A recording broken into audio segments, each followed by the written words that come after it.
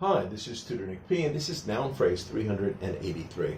The noun phrase today is pink tax. Okay.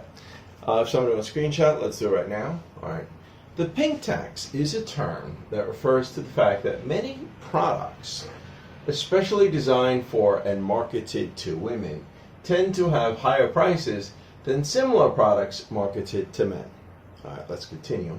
The origin of this term dates back to 1994, when the California Assembly Office of Research found out that 64% of stores in 5 major cities charge more to wash and dry clean a woman's blouse than they did for a man's button-up shirt. So a woman's blouse is similar. It's like this type where you get the buttons up. It's a little bit more of a dress shirt. All right, let's continue.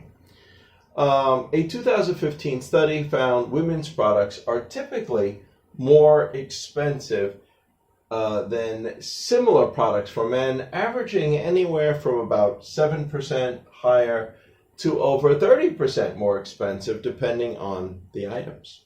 All right, let's continue. All right, and we got 3 examples here to show just how it's used. Here's the first one.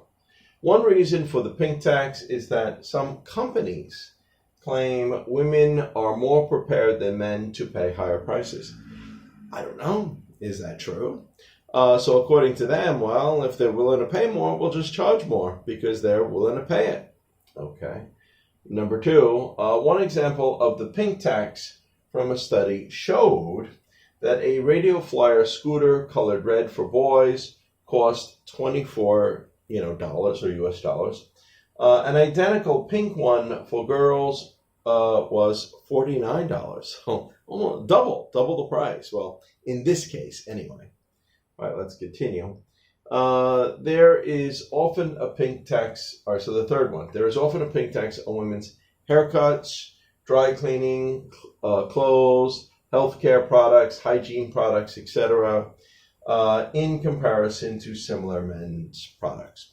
Now, I'm sure you can find a lot of examples of, like, for example, some clothes, or maybe even dry cleaning, because they say, some women's clothes have a lot more detail to them, and therefore it might be somewhat justifiable that they charge more. There could be cases where you could argue this, but there's a lot of cases where they're close to exactly the same, but yet they charge more for women. That's kind of what the whole point of this is. Now, is pink tax a real tax? No, it's not a real tax. It's not from the government. It's just that companies realize that, they could charge more for these women products, and women will pay more than men. So it's a figurative term in that sense.